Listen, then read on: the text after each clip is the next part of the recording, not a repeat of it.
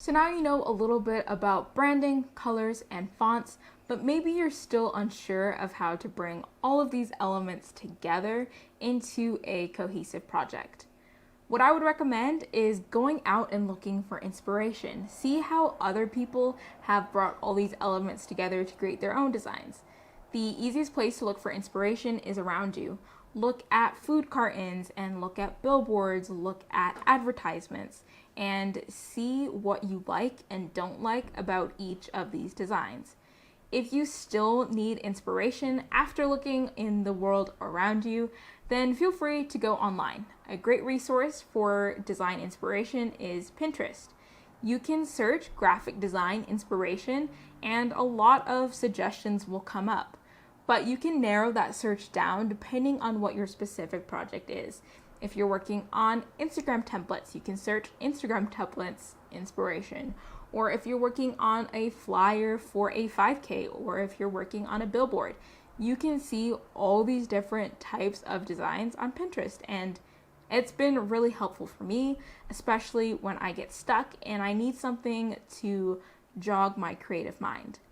As you do this, though, you want to be sure that you are not stealing other people's designs, you are not copying their designs, but rather you're using them for inspiration and using them in a way that they are more of a jumping off point for what you eventually want to do for your own projects. If after all of this you're still a little bit confused or unsure of what you want to do, then you can turn to the elements and principles of design. These are lists of specific design rules that will help you get started with your design process. The elements of design are dot, line, form, shape, space, texture, value, and color. The principles of design are unity, balance, contrast, scale, proximity, rhythm, and emphasis. Rather than thinking of these design rules as very strict rules that you absolutely have to follow, think of them like a recipe.